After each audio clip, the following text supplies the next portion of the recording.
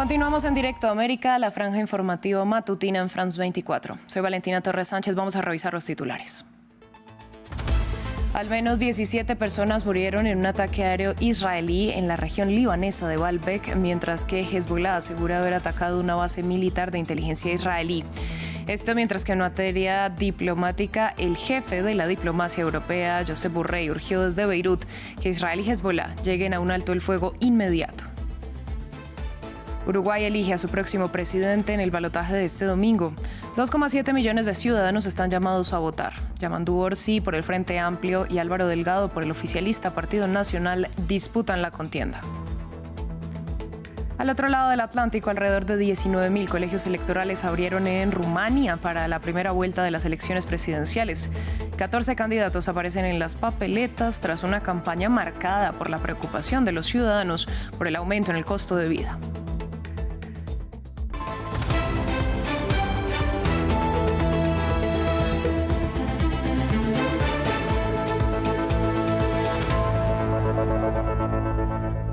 Comenzamos en Líbano. En las últimas horas, un ataque aéreo israelí mató a 17 personas en la región de Baalbek, entre ellas 4 niños, mientras que Hezbollah asegura haber disparado contra una base de inteligencia militar cerca de Tel Aviv.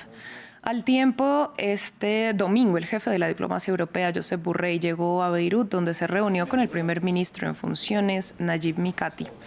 El alto funcionario pidió un alto el fuego inmediato entre Israel y el grupo libanés Hezbollah. Solo vemos una salida posible, un alto al fuego inmediato y la plena aplicación de la resolución 1701 del Consejo de Seguridad de Naciones Unidas. Un alto al fuego inmediato y simultáneo por todas las partes. En el otro frente del conflicto vamos a la Franja de Gaza, donde al menos 11 personas murieron en ataques israelíes entre la noche del sábado y la madrugada del domingo.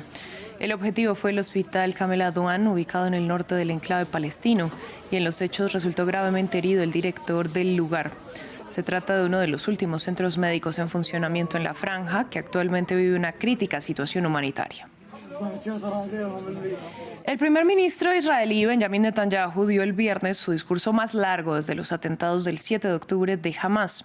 En esta ocasión lanzó una fuerte acusación contra el propio ejército israelí. Señaló a los líderes de las Fuerzas Armadas de traición, afirmando que le habían ocultado información que beneficiaba a Hamás.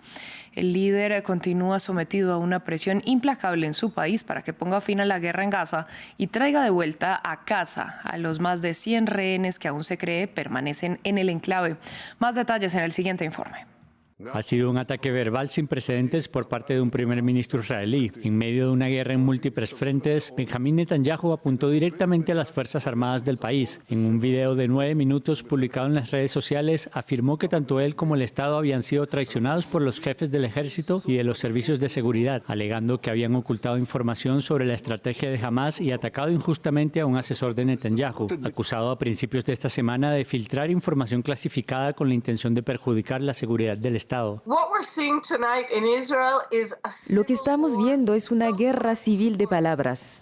El primer ministro no tiene una milicia privada, pero estamos ante ataques y fuego abierto en medio de una guerra entre el gobierno y los organismos de seguridad del Estado. Netanyahu está sometido a enormes presiones dentro y fuera de su país. Esta semana, la Corte Penal Internacional dictó órdenes de detención contra él y su exministro de Defensa, Yoav Gallant, recientemente destituido, afirmando que había motivos para procesarlos por crímenes de guerra y crímenes contra la humanidad en Gaza. Y la ira sigue ardiendo entre las familias de los rehenes que siguen retenidos en Gaza, más de un año después de los ataques de Hamás contra Israel. Netanyahu debe ser investigado por su rol y su implicación en comprometer la seguridad del Estado y en el sabotaje del acuerdo para la liberación de los rehenes. Los manifestantes afirman que Netanyahu solo está interesado en protegerse a sí mismo y algunos le acusan de querer seguir siendo primer ministro y prolongar la guerra para retrasar un largo juicio por corrupción que pende en su contra. Cambiamos de tema, vamos a Uruguay, donde avanzan las votaciones para esta segunda vuelta de las elecciones presidenciales. Unos comicios en los que se enfrentan Álvaro Delgado por el Partido Nacional, el movimiento oficialista, y Yamandu Orsi por el opositor Frente Amplio.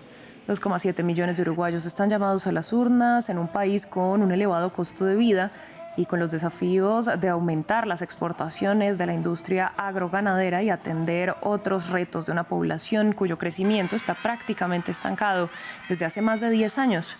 Ampliamos a continuación. La Suiza de Sudamérica y un abanico de desafíos.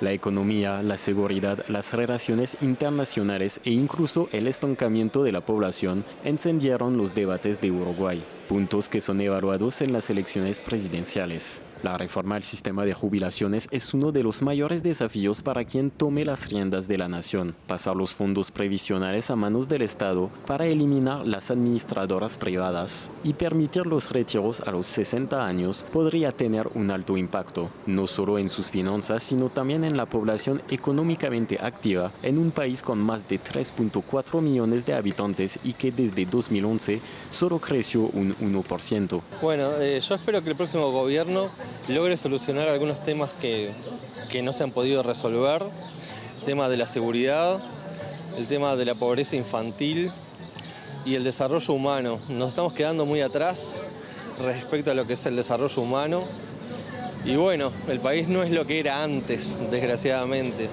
El elevado costo de vida también preocupa al electorado, aunque en los últimos meses Uruguay acumuló un 5.3% de inflación, siendo un número bajo comparado con otros países de la región. Los ingresos de una familia promedio no crecieron lo suficiente como para cubrir la canasta básica. En lo que va de 2024, la economía de la nación sudamericana creció un 3.8% interanual, siendo las industrias del agro, la energía y el comercio las principales impulsoras. Sin embargo, el país necesita aumentar los negocios con el mundo y un posible acuerdo entre el Mercosur y la Unión Europea impulsaría el comercio agroindustrial. Uruguay está necesitando muchísimas cosas, honestamente, entre los que los sueldos aumenten, o que si bien no tanto aumenten, pero que por lo menos las cosas bajen un poco, porque realmente eso es lo que está costando mucho para el pueblo. La reforma del artículo 11 de la Constitución refleja los desafíos de un país mundialmente reconocido por su tranquilidad, y es que ahora buscan permitir los allanamientos nocturnos en viviendas en caso de delitos de gravedad, lo que refleja un aumento de los hechos criminales. Atravesamos el Atlántico, vamos a Europa, donde Rumania también celebra comicios este domingo. Se trata de la primera vuelta de las elecciones presidenciales y el primero de 3 fines de semana de votaciones. El próximo se llevarán a cabo elecciones legislativas y está previsto que una semana después se realice el balotaje presidencial.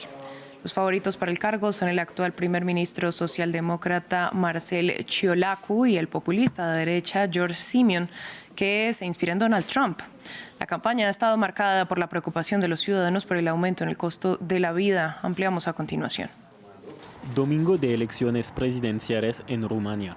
Los comicios podrían cambiar totalmente el paisaje político del país. El electorado está muy fragmentado. Nunca habíamos tenido una situación así. El populismo está en alza y aún no está claro quién entre los candidatos logrará combatirlo.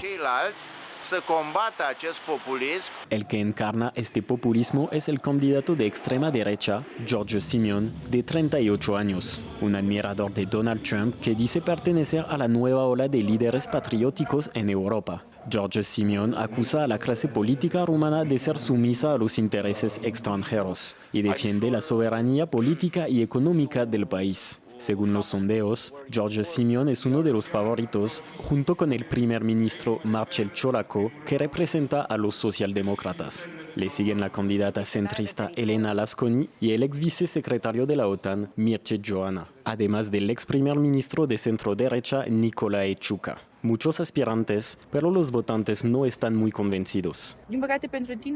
Para los jóvenes no existe un candidato ideal, solo queremos elegir al menos malo. No voy a votar, no hay nadie por quien votar. No fue una campaña muy clara, no estábamos bien informados. Entre los temas centrales se encuentra la economía, ya que Rumania tiene uno de los déficits públicos más elevados de la Unión Europea. La población también tiene que hacer frente a un aumento del costo de vida y está preocupada por su seguridad en un momento en que la vecina Ucrania está sumida en la guerra. En otras noticias, continuamos en Estados Unidos. Mientras Donald Trump, el presidente electo, continúa conformando su gabinete, el servicio secreto emplea tecnología de vanguardia para protegerlo y reducir la carga de sus agentes. ¿Cómo lo hacen? Lo revisamos a continuación. Esta nueva incorporación está llamando la atención en Estados Unidos. El perro robot tiene la misión de proteger la residencia del presidente electo Donald Trump. Es parte del equipo del Servicio Secreto de Estados Unidos, la unidad encargada de proteger a las personalidades más importantes del país. El Servicio Secreto ya utilizó esta tecnología el pasado verano durante la cumbre de la OTAN en Washington, donde asistieron decenas de jefes de Estado y de gobierno. Este robot es capaz de detectar e inspeccionar paquetes sospechosos y está programado para patrullar de manera autónoma o ser operado a distancia por un controlador, un recurso considerable según exmiembros del servicio secreto. Cada vez que hay una falla en la seguridad, el 95% de las veces se debe a un error humano. A las 3 de la mañana no está cansado ni distraído, está grabando y registrando todo. Cada robot cuesta $100,000 y puede patrullar 90 minutos. Ya fue utilizado durante la crisis del COVID para consultas médicas a distancia y en Nueva York para evitar exponer a los policías a situaciones de riesgo. No quiero que un policía entre a un edificio donde hay alguien peligroso y perder ese oficial. En Los Ángeles, las autoridades usaron uno de estos robots para intervenir tras un tiroteo. El dispositivo puede abrir puertas por sí mismo antes de entrar e inspeccionar la escena. Aunque el robot no está armado, algunos de sus competidores, como este perro robot chino, pueden ser equipados con armas de guerra. Y el ejército de Estados Unidos ya prueba sus propios soldados robots. Donald Trump, satisfecho con estos, admite no ser fan de los perros reales y nunca tuvo uno en la Casa Blanca. Concluyó la COP29 en Azerbaiyán. La Conferencia de Naciones Unidas sobre el Cambio Climático logró un acuerdo de $300.000 millones anuales en financiación climática. Según la Unión Europea, la cumbre será recordada como el inicio de una nueva era financiera para combatir el cambio climático. Pero para algunas delegaciones que participaron es una burla y una meta poco realista frente a los grandes desafíos del planeta. Samuel Salgado Castro tiene los detalles. Por la presente invito a la conferencia de las partes a adoptar el borrador contenido en el documento CMA 2024 L.22.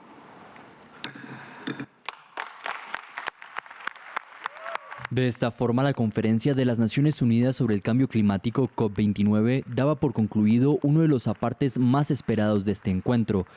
El órgano supremo de la Convención aprobó el Acuerdo sobre Financiamiento Climático. El pacto establece el pago de $300.000 millones anuales por parte de los países desarrollados a los países pobres, con el fin de ayudarles a luchar contra el impacto del cambio climático. Sin embargo, el acuerdo fue duramente criticado desde varios sectores, sobre todo los países en desarrollo.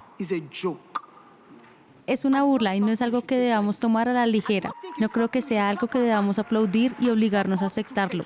No lo creo. Creo que deberíamos repensarlo. El propio secretario general de la ONU, si bien felicitó lograr un acuerdo, también dijo que esperaba un resultado más ambicioso tanto en materia financiera como en mitigación del cambio climático. Expertos consideran que esta COP no solo no fue ambiciosa, sino que retrocedió en algunas batallas logradas en la cumbre anterior, como la exigencia de una transición energética. Un asunto bloqueado en este acuerdo final por Arabia Saudita y los estados del Golfo, principales exportadores de petróleo. Sin embargo, para otras delegaciones, el acuerdo de la COP29 es un logro destacable. En mi opinión, la COP29 será recordada como el inicio de una nueva era para la financiación climática. Mientras el mundo se encamina a vivir su año más caluroso desde que se tienen registros, la próxima conferencia COP30 será en Brasil. Su presidente Luis Inácio Lula da Silva ha dicho que será la última oportunidad para salvar al planeta. Es todo por el momento en France 24. A ustedes, gracias por su sintonía.